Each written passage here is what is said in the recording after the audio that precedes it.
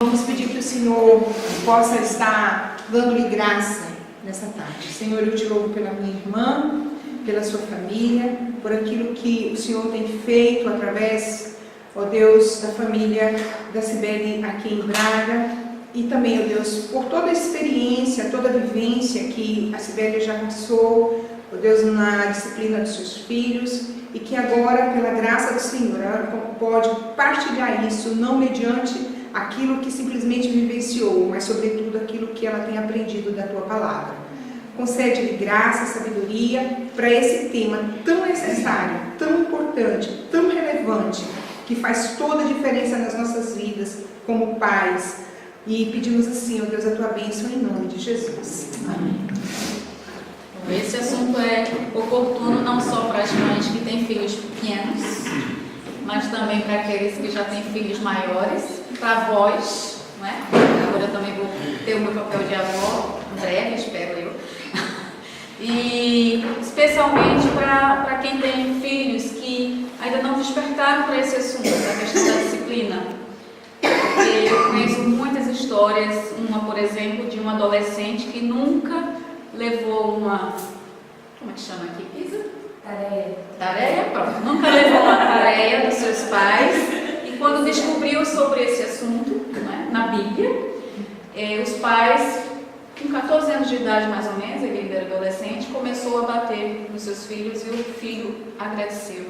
Porque a partir dali ele começou a disciplinar o seu filho e ele viu que ele os amava. Né? Então, os pais os amavam. Então é um assunto que nunca é tarde, né, para tratarmos. E a Val falou dos meus filhos que já estão grandes, se brincar eu posso até bater neles. Mas também nós tivemos a experiência em relação à escola. Nós tivemos uma escola de ensino infantil fundamental lá no Brasil e já percebemos a necessidade dessa questão da disciplina, não de bater nos filhos dos outros, é claro, né, mas da disciplina como a Bíblia nos ensina. Eu quero começar então esse nosso assunto trazendo um vídeo, né, um pedacinho rápido de uma entrevista que foi feita com uma jornalista e ela vai responder um pouquinho daquilo que nós vamos conversar hoje, tá bem? Sim, senhora. Tu, até onde é que vai a liberdade de um filho perante as ordens da sua mãe? E só também para avisarmos o Passos Coelho também, nesse aspecto. Bom, eu em relação a esse assunto, acho que infelizmente, por causa da culpa, os filhos têm cada vez mais liberdade, o que nem sempre é bom. Porque por estarmos tão culpabilizadas, por chegarmos tarde... Não fiz isto, portanto vou dar-lhe aquilo. Vou dar isto e vou dizer lógica que sim, da compensação, não é? Sim. E essa liberdade nem sempre é muito positiva. Aliás, na maior parte das vezes não é, porque há falta de nãos, há falta de regras, há falta de dizer, quem manda aqui, lamento, sou eu. Ponto final, claro. E portanto, esta excessiva democratização da família no que diz respeito às crianças, para mim, não é muito positiva. Eu não sou especialista, mas daquilo que eu tenho visto, não traz adultos muito saudáveis. São pessoas normalmente... Dá muita atenção agora com isso, não é? Sim, porque ele é assim, ele é assado, ele tem que, ele deve... Sim, porquê? Porque só temos um filho, só temos 2 filhos. Se nós tivéssemos 14, como no tempo das bisavós, nós não íamos estar com estas mariquices em relação às crianças. Os psicólogos trouxeram, de facto, uma abordagem muito importante. Mostraram-nos que as crianças são seres sensíveis, temos que ter cuidado com elas. São pessoas, no fundo, não se pode deixar cair, eles são gente. Não se pode tratá-las mal, porque elas são traumatizáveis. Exato. Mas, quer dizer, nem tanto ao mar, nem tanto à terra. Esta coisa de só termos um filho tornou-os preciosos, tudo o que é raro é precioso, e fez com que os transformássemos assim, uma espécie de coisa de cristal, um bibelô. Claro que não se pode fazer nada e que ele tem sempre razão. Ele tem sempre razão, não se pode dizer que não, porque ele pode ficar absolutamente traumatizado e tornar-se num psicopata, quem sabe. E és a favor da palmada? E atenção que continuamos a falar de educação de filhos. Só para também as pessoas lá em casa. Outro contexto, eventualmente. Não, sou, quer dizer, estamos a falar mesmo de uma sacudidela de pó, não estamos a falar de um espancamento. Claro. É bom que isto fique claro, senão tenho a comissão de proteção. Cai em cima. Pressão-nos à porta e eu sempre tenho 3 filhos e já me afeiçoei a eles, não os queria muito perder.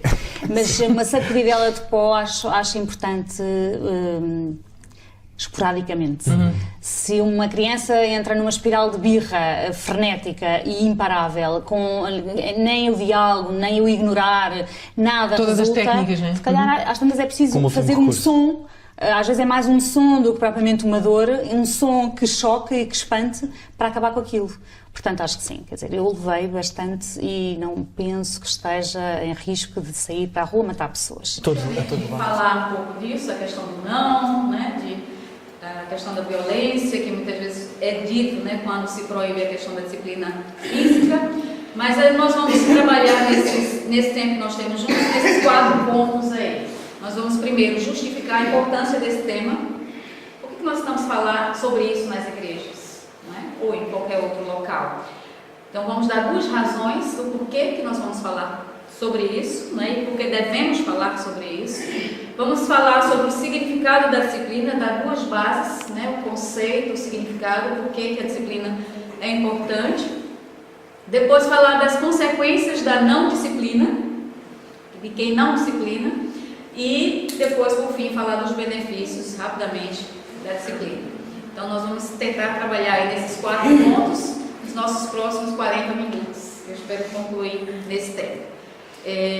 Bom, vamos então começar com a pergunta: por que este assunto é importante? Eu disse que ia dar o quê? 2 razões, não foi isso? Pronto. A primeira razão, porque ele é bíblico. Se está na Bíblia, nós devemos falar sobre ele, quer seja na igreja, quer seja em qualquer lugar, certo? Então, é um assunto bíblico. Nós temos lá em Efésios 6:4, diz o quê? E vós, pais, não provoqueis vossos filhos a ira, mas criai-os na disciplina e na demonstração do Senhor.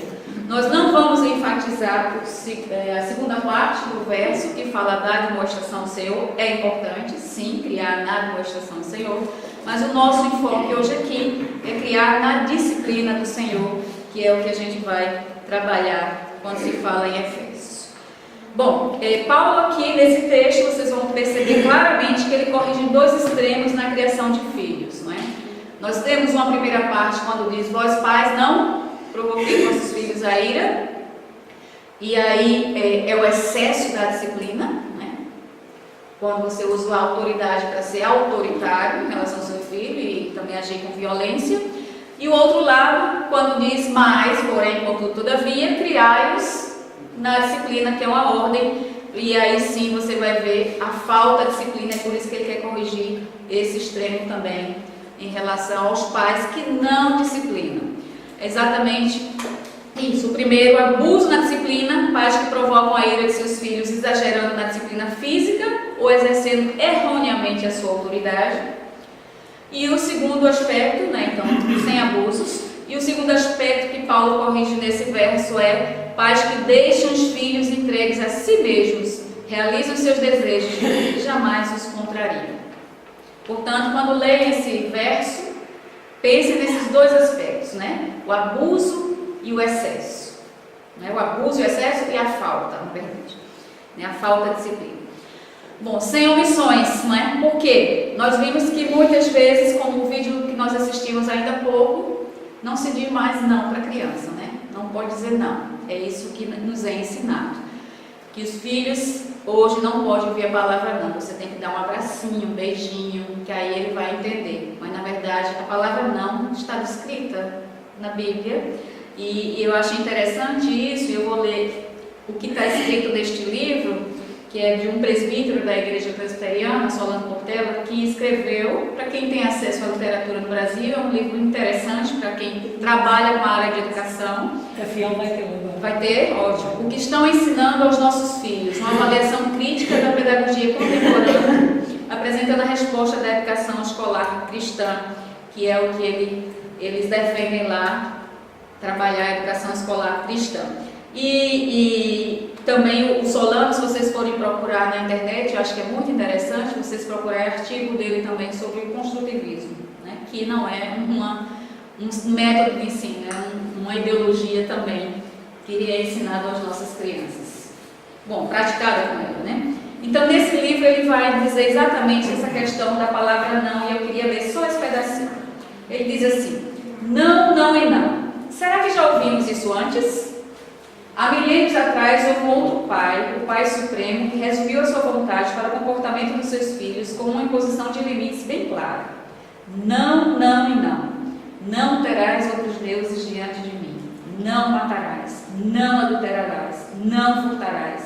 Não dirás falso testemunho. Não, não e não. Refiro-me aos 10 mandamentos dados a Moisés e ao povo de Deus e repetidos em muitas ocasiões e em diversas maneiras durante os séculos seguintes. Portanto, a palavra não, que muitas vezes nos é dita para não dizer aos nossos filhos, não só no contexto familiar, mas também no contexto escolar, a Bíblia nos diz justamente o contrário. Nós precisamos falar com os nossos filhos o que não pode ser feito, não é? Filhos, então, ficam sem disciplinas e sem limites quando você não diz essa palavrinha mágica não. Isso desde bebê, não é? Desde pequenininho.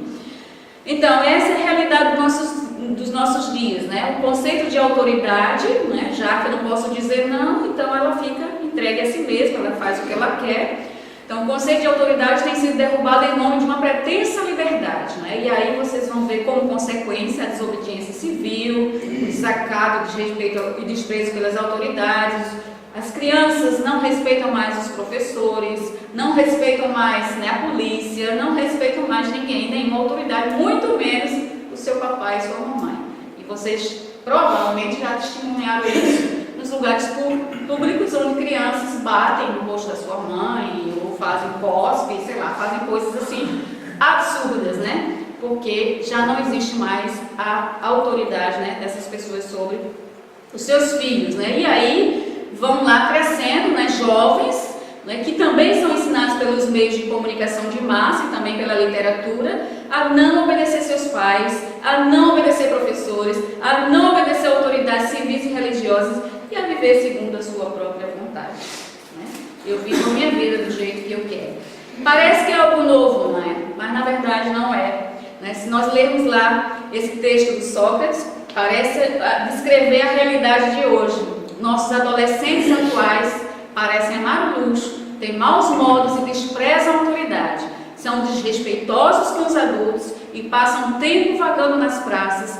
São propensos a ofender seus pais, monopolizam a conversa quando estão em companhia de outras pessoas mais velhas, comem com voracidade e tiranizam seus mestres, né? A gente tem vários exemplos, né? Nós vemos na televisão, muitas vezes o pai, a mãe sendo desrespeitado, ou mesmo na escola, professores, né? Que os alunos, adolescentes batem em professores. Eu vi vários vídeos no Brasil nesse sentido, e que é um desrespeito completo. Quer dizer, Sócrates já falava sobre isso, mas a Bíblia também já fala sobre essa questão da desobediência dos filhos em relação aos pais.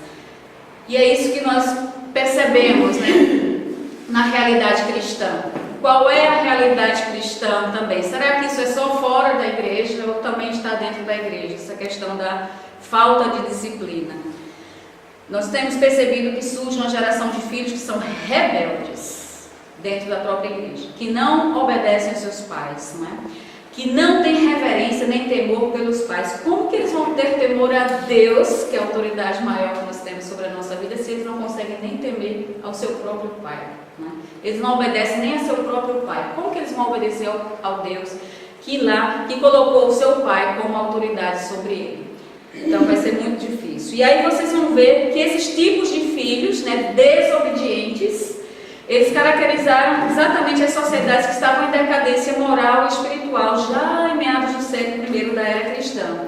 Não só essa questão do homossexualismo, né, mas desses desvios sexuais existentes, mas também, se vocês forem olhar na lista de pecados que a Bíblia coloca, a desobediência dos pais é colocada também como algo muito sério e que caracterizava exatamente essa decadência moral e espiritual daquela, né, comunidade.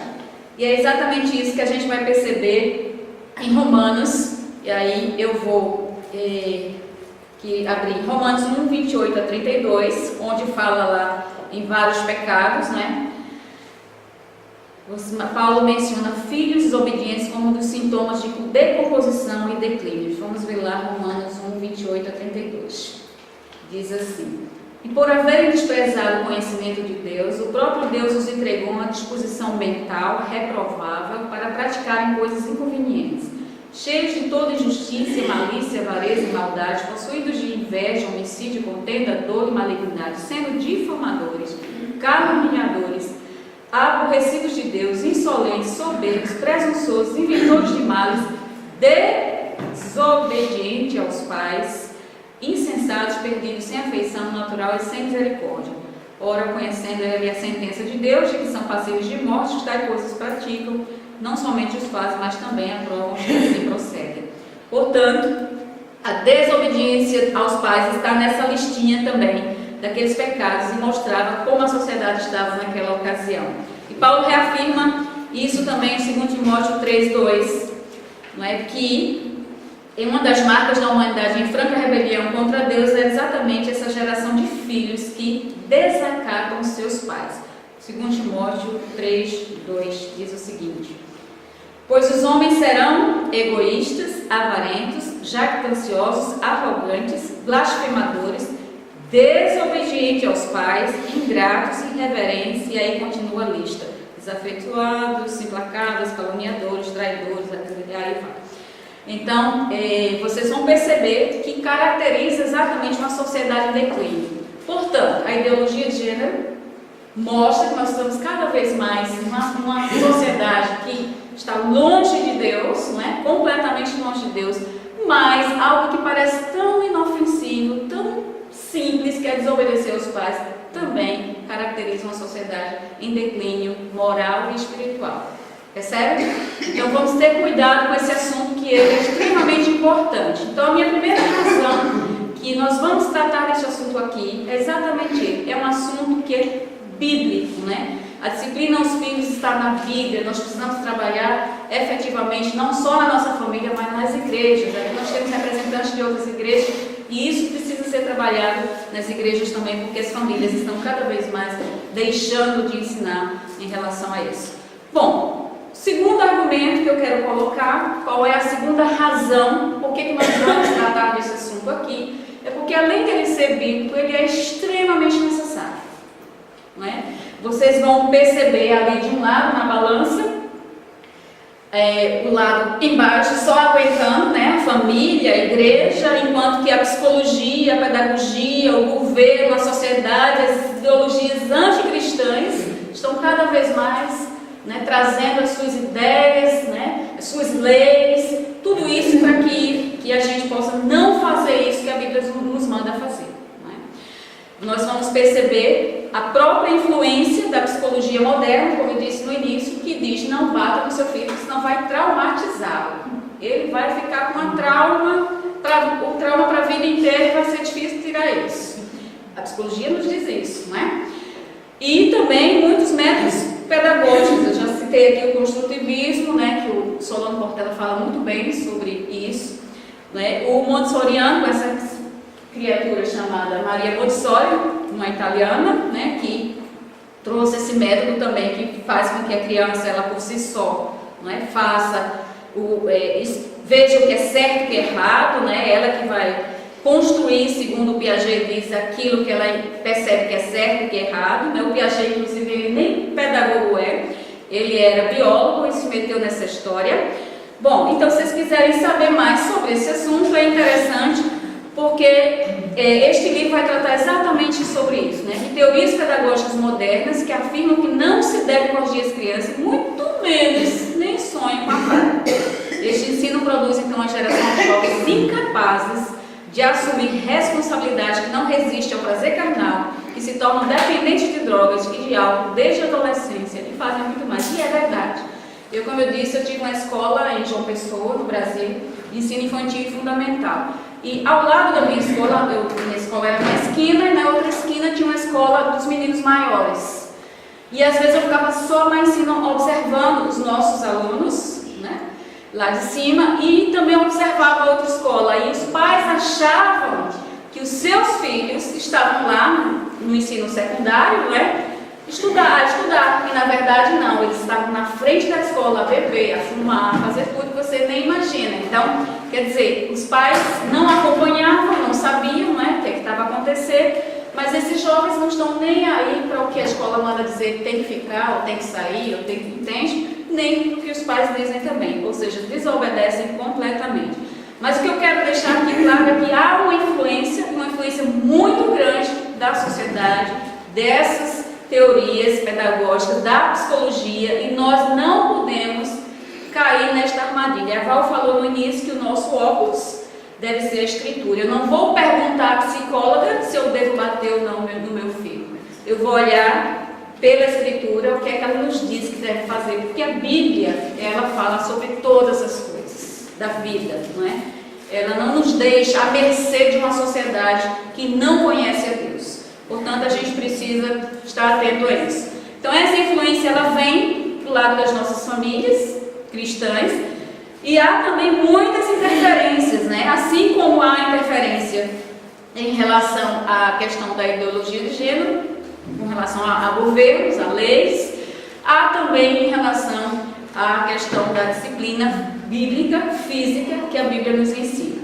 Vocês conhecem, quem aqui é do Brasil, né, a lei do menino Bernardo, chamada Lei da Palmada, né, que foi aprovada em 2014, aquela linda, maravilhosa rainha dos baixinhos, não é?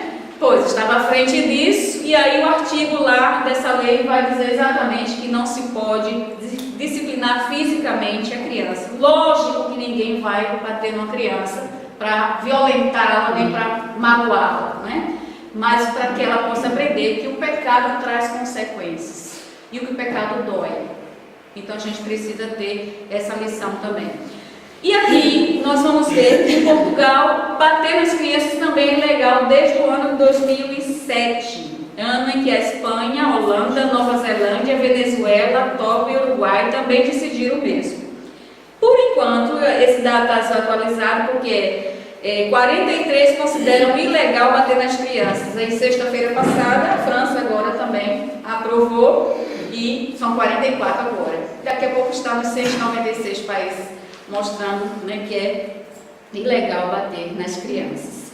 O primeiro país a implementar esta lei foi a Suécia. Vocês vão ver até que muita coisa boa surge ali da Suécia, né? Em 2005 e 2010, os noruegueses estavam autorizados a dar palmadas leves aos seus filhos. Em 2009, 89% dos austríacos concordavam que os pais deveriam recorrer ao castigo corporal o mínimo de vezes possível. E nas Bahamas proibiram essa prática em 84, mas voltaram a autorizá-la em 91. Apesar de Portugal ser aprovada essa lei, vocês viram lá o que a jornalista falou naquele vídeo, né? Que logicamente bate quando necessário. E tem um ditado aqui que eu acho que os mais velhos devem conhecer, né? A Laiquinha e outros mais. Quem dá o pão, dá a educação. E um pão na mão e um pau na outra, não é? Essa tem sido, espero, a prática de alguns para poder também orientar. Eu quero enfatizar aqui o seguinte, que nós não estamos incentivando a se bater nas crianças. O que nós queremos é que, se no processo de admoestação a criança ainda não conseguiu ser trabalhada, logicamente, a última etapa é você ir para a disciplina física, tá certo? Mas não se pode tirar isso da frente. O nosso foco é dizer, é necessário também, tá certo? Porque a ideia é tirar isto da frente. E agora, eu estava comentando aqui com o Rubi, né, que a Marilena até me chamou a atenção, que sexta-feira agora, também na França, né, foi proibida em lei pais de darem palmadas às crianças, né? E o interessante é, eu vou ler esse pedacinho aqui, esta proibição de bater em crianças foi proposta pela ministra de quem? Da igualdade de gênero. Exatamente, da igualdade de gênero. Vejam que tem relação. Eu não vou disciplinar fisicamente meu filho desde cedo, se ele vier com ideias erradas. Não é?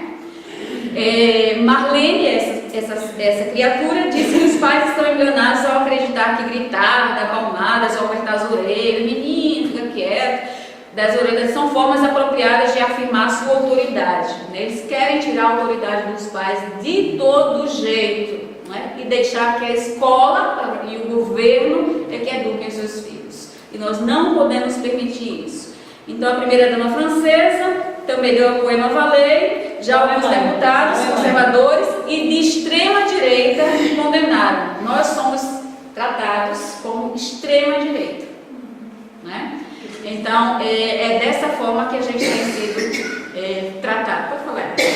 Só para dizer que o Emmanuel Macron e o Brigitte Macron nem sequer são pais. Sim. Aliás, neste momento, os países, a maior parte dos governantes dos países que estão a aprovar estas coisas, nomeadamente do Canadá, nenhum deles é pai, nenhum deles tem filhos. Mas isto também nos devia fazer acordar um bocadinho, não é?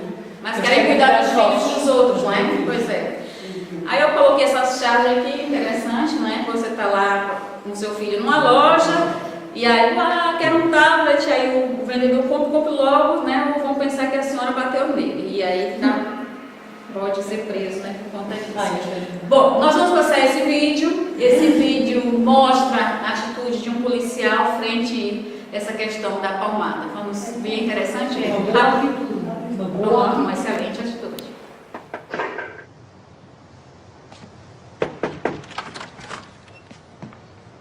Recebemos uma denúncia de abuso infantil. Eu não chamei a polícia. Eu chamei. Ela me bateu com um cinto. É verdade, senhora? Eu descobri pelo professor do Daniel que ele tem matado aula. E quando eu perguntei, ele mentiu pra mim. Aí eu bati nele. Vem cá.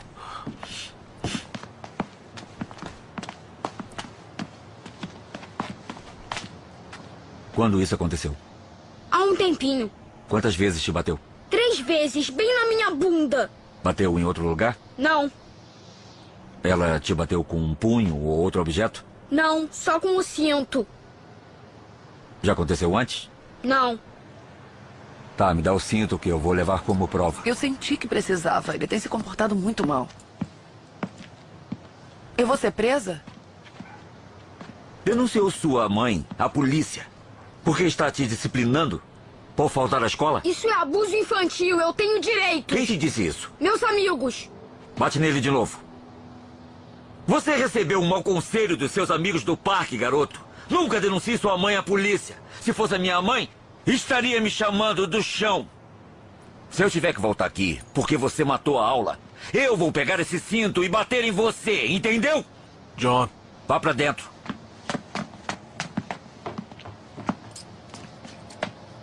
Tenha um bom dia. Como bateu? Quantas vezes bateu? Não é? Isso é importante. Nós não vamos tratar desses detalhes.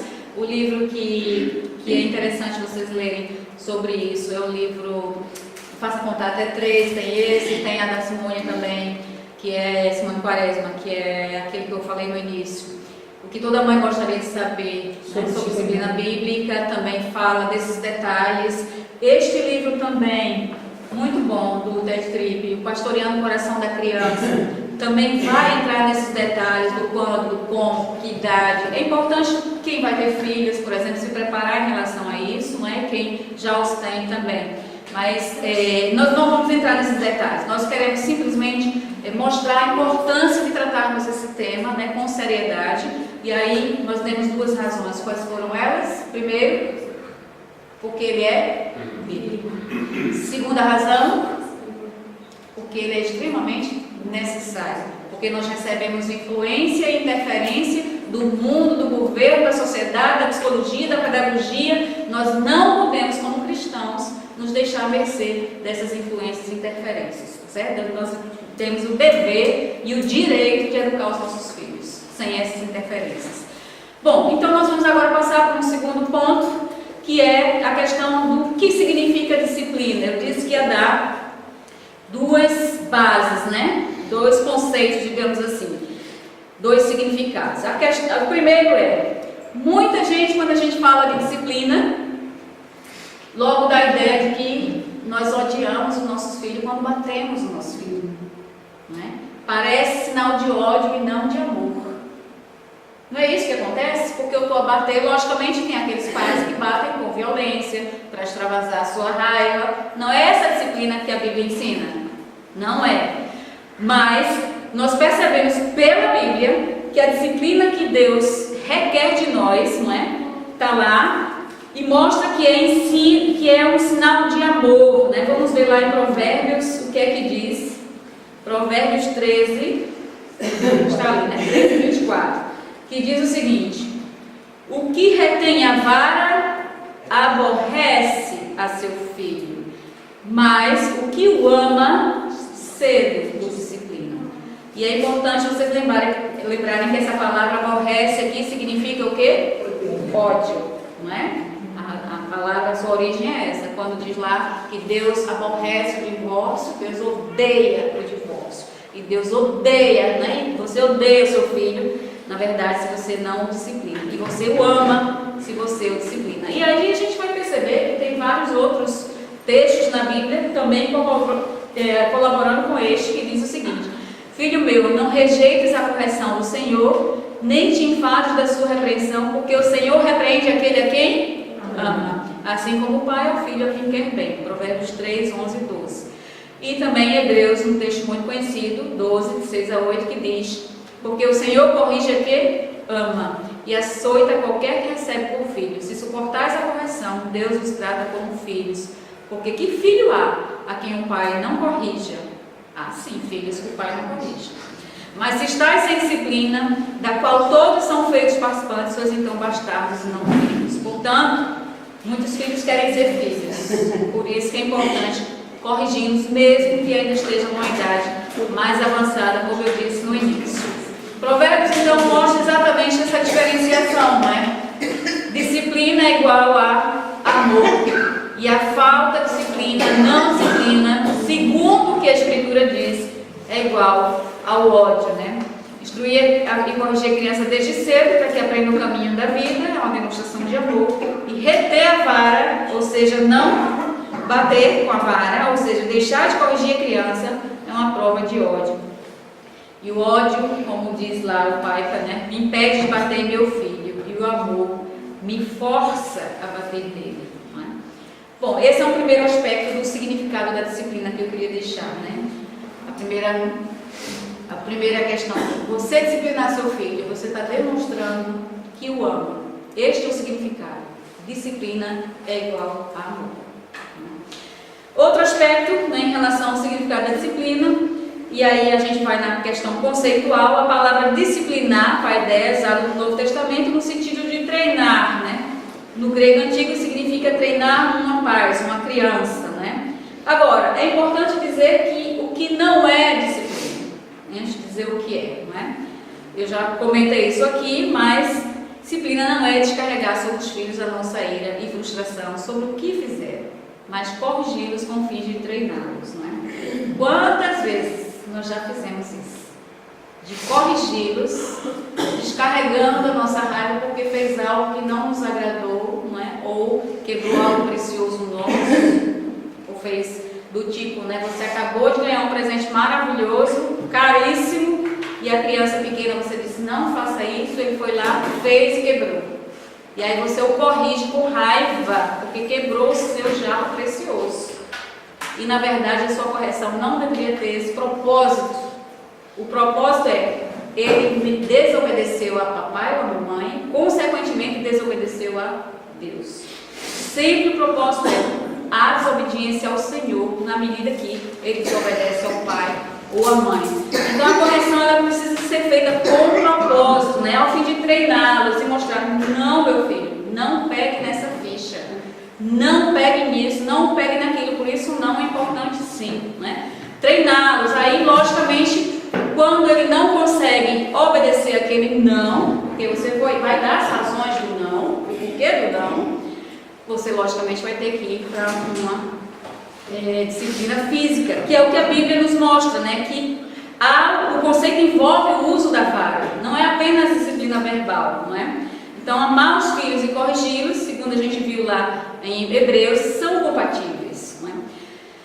A disciplina bíblica envolve, então, ensino, repreensão, correção e o aspecto que eu estou a destacar, já que a gente não consegue falar sobre todos os aspectos da disciplina, o uso adequado da vara. E aí eu trouxe uma frase do Ted Tripp que diz assim, dando um conceito sobre a vara. A vara é um pai com fé em Deus e com fidelidade para com seus filhos, que assume a responsabilidade do uso oportuno, comedido e controlado da punição física, a fim de enfatizar a obediência a Deus, assim resgatando seu filho de continuar em sua insensatez, a estultícia do seu coração até a morte. Perceba o que eu destaquei aqui: o uso oportuno, comedido e controlado. O como eu tenho que fazer isso? De forma, no local certo, de forma oportuna, comedido, sem extrapolar, né, sem violência, mas com firmeza, e controlado, porque o Espírito Santo é que tem que controlar, não a sua raiva que tem que controlar naquele momento. Portanto, o uso tem que ser, né, bem controlado. E também o objetivo aqui, a fim de, foi o que eu destaquei, a fim de quê? Enfatizar a obediência a Deus. Esse é o principal ponto, não é? Não apenas obedecer papai e mamãe. E aí nós colocamos aqui o texto de Provérbios 22:15, que diz que a estultícia está ligada ao coração da criança, mas a vara da disciplina a afastará dela. E é exatamente o que nesse conceito diz atrás, no final. Resgatando o seu filho de continuar em sua insensatez, a estultícia do seu coração até a morte.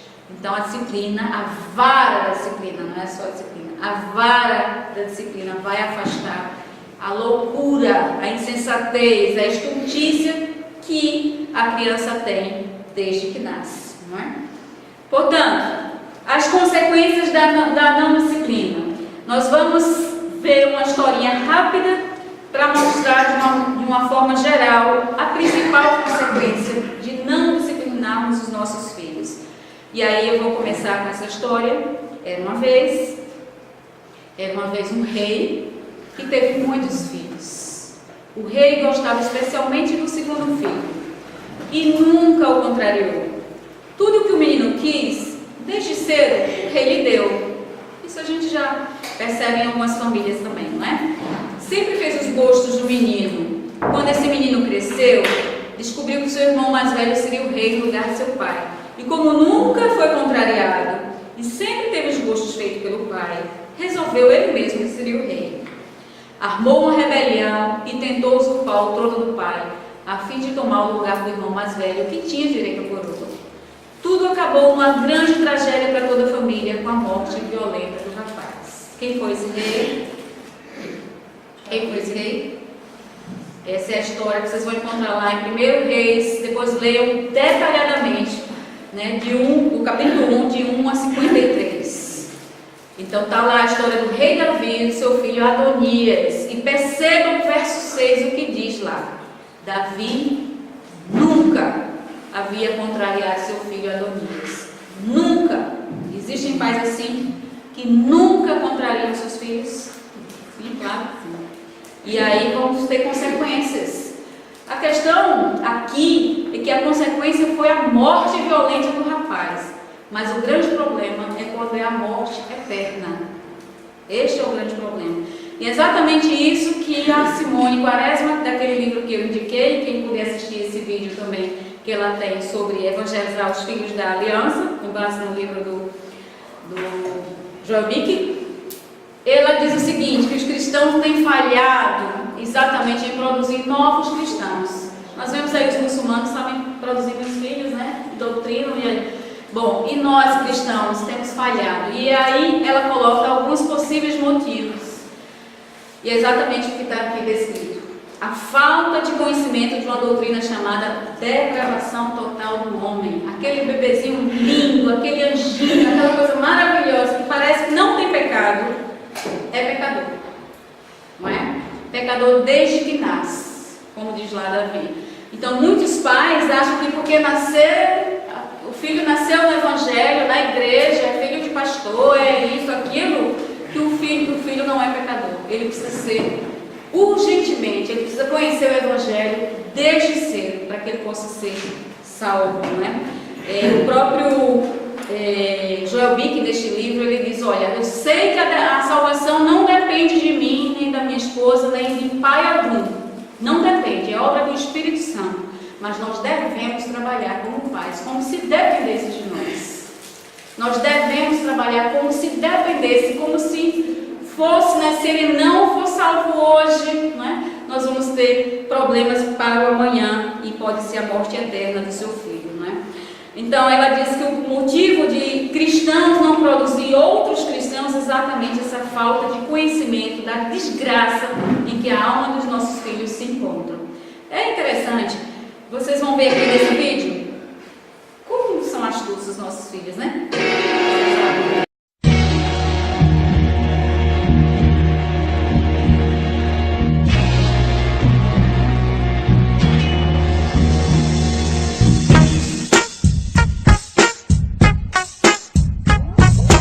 Então é isso, o coração deles é assim mesmo, nos engana, faz jogo conosco, faz tudo aquilo que vocês imaginam, não é? Para que eles possam... Pronto. Então o problema da criança, às vezes não é a falta de informação, você até educa, ensina a Bíblia, né? Instrui nos caminhos do Senhor, etc. O seu problema é que ela é pecadora, né? Ela nasce em pecado e existe coisas dentro do coração do mais doce bebezinho que podem levar à sua destruição. Por isso que a Bíblia é enfática em relação a isso, né? A disciplina. Diz assim, Provérbios 23, 14 e 15: não retires a disciplina da criança, pois se a futigares com a vara, nem por isso morrerá. Tu a futigarás com a vara e livrarás o quê? A sua alma do inferno. Então querem tirar isso de nós também. Nós disciplinarmos nosso filho, porque nós podemos, através da disciplina física, também, não é? Tirar a alma, livrar a alma dos nossos filhos do inferno, não é? É como eu disse, é obra do Senhor, mas nós devemos trabalhar como se dependesse de nós a salvação deles desde o ventre. Quais são os benefícios da disciplina? E aí a gente parte para o final. E eu coloquei alguns versículos, 3 versículos apenas para mostrar desses benefícios e pedir para 3 pessoas lerem esse versículo. Então eu queria quem está com Provérbios 22, 15 possa ler, né, para mostrar um dos benefícios da disciplina. Qual é? 22, 15. É, Provérbios 22, 15. Até 29. Mas tem outro 22, 15. Estultícia está ligada ao coração da criança, mas a vara da disciplina afastará dela. O que é que acontece? A vara da disciplina, nós já lemos esse verso, não é? Afasta o pecado, a estultícia, a tolice, a estupidez do coração da criança. Certo? O outro, Provérbios 29, 15. A vara e a disciplina dão sabedoria, mas a criança entregue a si mesma vem envergonhar a sua mãe. O que a vara traz? Sabedoria, né? Torna um filho amadurecido e sábio e não traz vergonha para sua mãe. No supermercado, no ambiente público, em lugar nenhum. Eu tenho um exemplo que eu sempre dou porque isso marcou bastante em relação aos nossos filhos, né? Especialmente o mais novo, que é mais, sempre foi mais peralta. E um dia ele foi sair com a minha irmã e o meu sobrinho, tinha 2 anos de idade o meu sobrinho e meu filho 8 a 9 anos mais ou menos, e foram no shopping. E aí no shopping esse meu sobrinho, hoje minha irmã, graças a Deus, é evangélica, é cristã e conhece da Bíblia sobre esse tema, mas na época não, na altura não. E esse meu sobrinho de 2 anos cuspiu minha irmã no shopping, fez, né, queria uma coisa, aquela coisa que a gente já conhece, de cós salteado. E aí minha irmã não fez nada, mas meu filho, de 8, 9 anos, ficou morto de vergonha com aquilo. Não era mãe, ele traz vergonha para a mãe, né? Mas o meu filho ficou envergonhado com aquilo. E na ocasião, quando eu fui buscar, ele me contou o episódio e disse: olha, eu fiquei morto, mãe, eu fiquei morto de vergonha. E depois ele soltou uma frase que eu gravei até hoje. Ele disse: hoje eu percebo, né? Graças a Deus, na verdade, ele disse assim: muito obrigada, eu chamo mãe e pai, porque vocês nos disciplinam. Ele percebeu naquela ocasião a necessidade de disciplinar. E foi quando eu disse: agradeço a Deus, porque foi Deus que nos despertou para fazer esse tipo de coisa com vocês. Porque se fosse depender de mim e seu pai, nós não conseguiríamos, né, disciplinar. Mas Deus nos orientou desde cedo a isso. Então eles já percebiam na infância deles, pequenos, como o pai ou a mãe não disciplinavam seus filhos. Inclusive na escola também, quando nós recebemos os alunos, né, nós sabíamos claramente os pais cristãos que não disciplinavam os filhos e iam para a escola de forma, que não obedecia os professores, e os pais que disciplinavam seus filhos, estava claro. E isso tem consequências, você colhe o fruto lá na frente, quando você disciplina da forma adequada, é claro. Por fim, o último benefício é Provérbios 29:17. Quem está com esse verso, por gentileza, leia.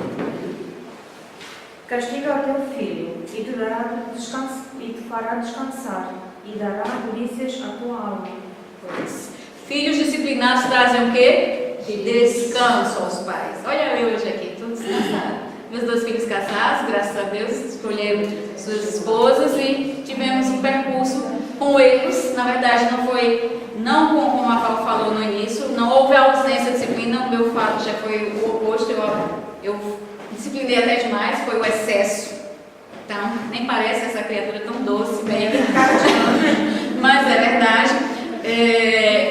Então, eles, graças a Deus, tiveram benefícios, porque o Senhor promete isso em sua palavra, Portanto, para finalizar, nós trouxemos aqui 3 implicações para a gente poder pensar sobre isso, Quais são essas as implicações da disciplina ou da não disciplina, Primeiro, uma criação inadequada, correta, fundamentada na Bíblia, produzirá os frutos no tempo próprio. Fundamentada na Bíblia, é isso que eu quero destacar. Não no que o mundo diz, não no que a lei dos outros, nos dizem, porque a lei de Deus nos diz outra coisa, e não no que a sociedade nos impõe, mas fundamentada na Bíblia, vai produzir os frutos no tempo próprio. O oposto também é verdade. Infelizmente, irmãos, quem descuida da criação bíblica de seus filhos colherá frutos. Quem educa o seu filho não é a escola, não é a igreja, não é a escola dominical, não, é você, papai e mamãe, Cuidado, talvez os problemas que possuem com seus filhos sejam decorrentes de suas falhas como pais. Isso é um ponto que a gente precisa pensar. Segunda implicação, logicamente, sempre vamos depender da graça de Deus, Os filhos podem até crescer amando a Deus, inspirados por pais que apesar de pecadores e falhos, ensinaram-lhe a Bíblia, o amor na vida diária, etc. Mas é importante que a gente saiba que só Deus, a sua graça, pode nos dar a vitória, para que os nossos filhos lá na frente não venham se desviar do Evangelho e sejam filhos desobedientes aos pais, Lembre-se, todos nós falhamos em nosso papel de modelos, de líderes, de encorajadores, de disciplinadores. Vamos falhar sempre. Então dependemos da graça do Senhor sobre a nossa vida. E por fim, precisamos reavaliar como estamos usando o nosso tempo, à luz do mandamento da palavra de Deus, para criar os nossos filhos na disciplina e na administração do Senhor. Porque muitas vezes, o que é que fazemos? Deixamos a criação dos nossos filhos, como eu disse anteriormente, com os outros, com a babá, com a avó, com os outros, com a escola. Ele passa muito mais tempo com a televisão. Eu posso dizer isso porque eu fiz, na época que nós tínhamos escola no Brasil, eu fiz uma pesquisa, porque no Brasil se costuma normalmente colocar as crianças no período da manhã na escola. E como eu estava numa outra capital que era diferente, os pais gostavam de colocar à tarde o filho, eu fiquei sem entender. Por que os pais só colocavam à tarde? De manhã não tinha aluno nenhum e à tarde ia lotar de aluno. Eu ficava sem entender e comecei a pesquisar sobre isso. E a resposta que eu tive foi porque a tarde é mais longa. Por que coloca a tarde? Porque a tarde é mais longa. Sabe o que significa? Porque eu me livro mais do meu filho o máximo de tempo possível. Deixo na escola, para a escola criar e educar.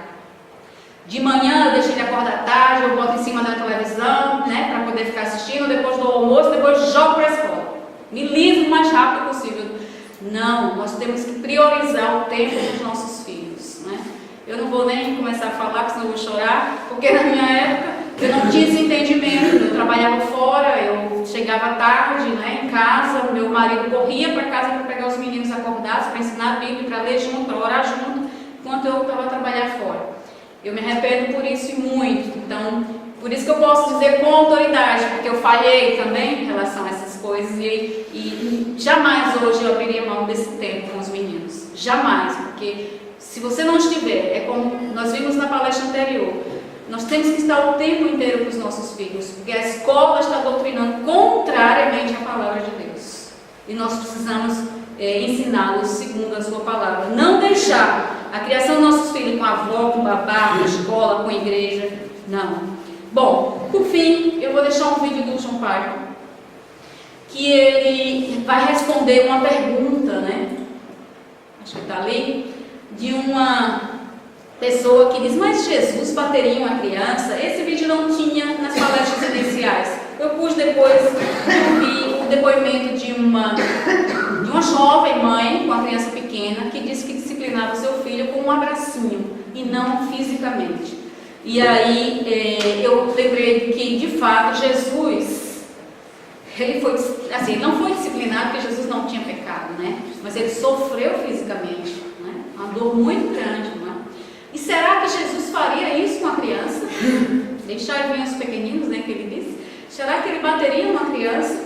E John Piper responde, eu achei a resposta espetacular. Então, com esse vídeo nós terminamos a nossa palestra, para que vocês possam refletir sobre este assunto. Would Jesus spank a child? If so, where would you point someone biblically who can't imagine him doing this?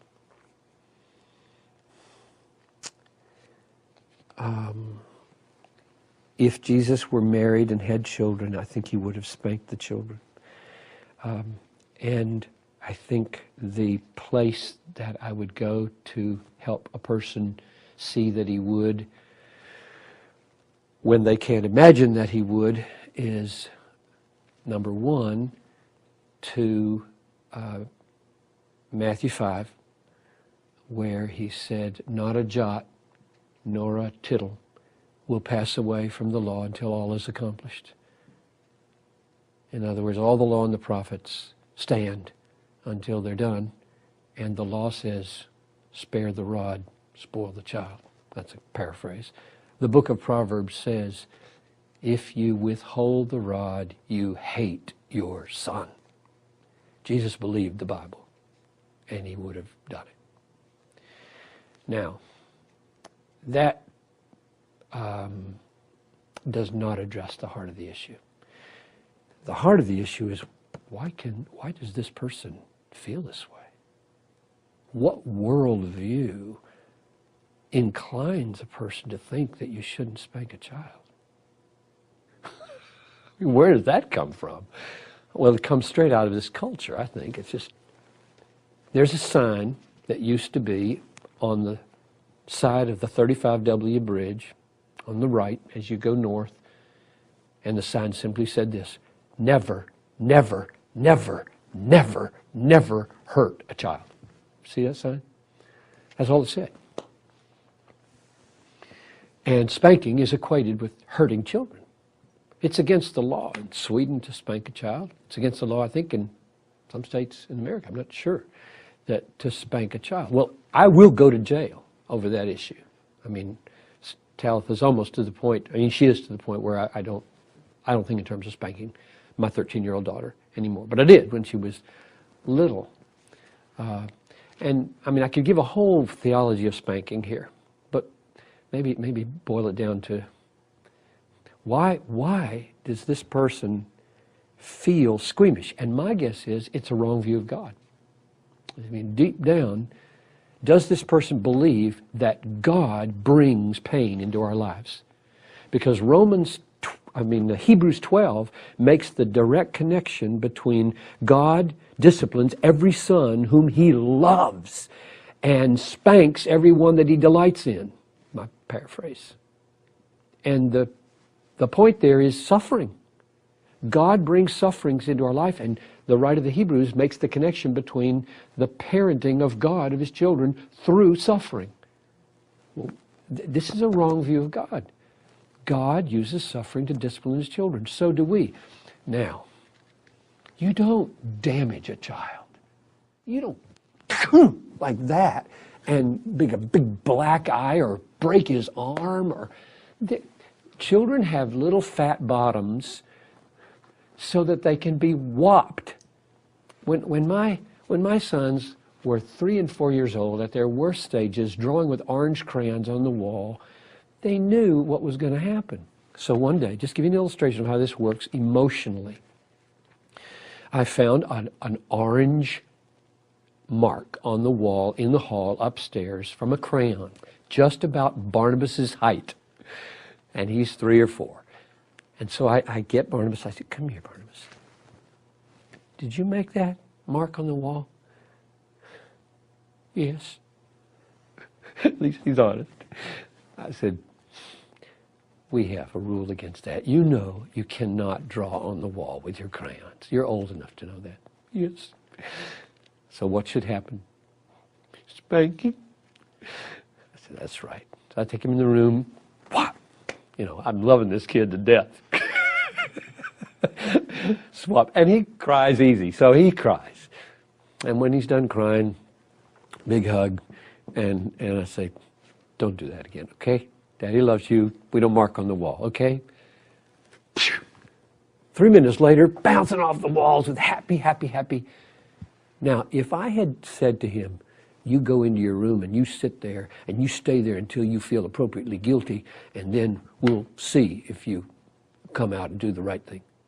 What a wicked way to punish a child. I mean, spanking is so clean, it's so quick, it's so relieving. A kid feels like he's done atonement and he's out of there and happy. These modern, I sound like a real old-fashioned guy now. These modern, you know, time out, go sit in the corner, I say, baloney, give me a spanking, I want to go play. I just think spanking is really healthy for children. And it is a measured deliverance of a non-damaging act of mild pain that makes the child feel the seriousness of what he's done. It is not beating. It's not abuse. There is a clear difference. The very word spank exists because there's such a thing as a loving way to whop a child on his behind or his chunky thigh. E, de fato, mostrar que o pecado tem suas consequências, dói, mas é preciso que eles possam perceber isso desde cedo também. Para não tratar o pecado com leviandade, exatamente, mas com seriedade. E eu sei que tem um testemunho de uma mãe que assistiu a nossa palestra e que saiu da nossa palestra dizendo, agora eu percebo, né? A seriedade do pecado, e eu preciso tratar isso nos meus filhos. Não é? Traz consequência, eu preciso cortar esse mal logo cedo, desde cedo.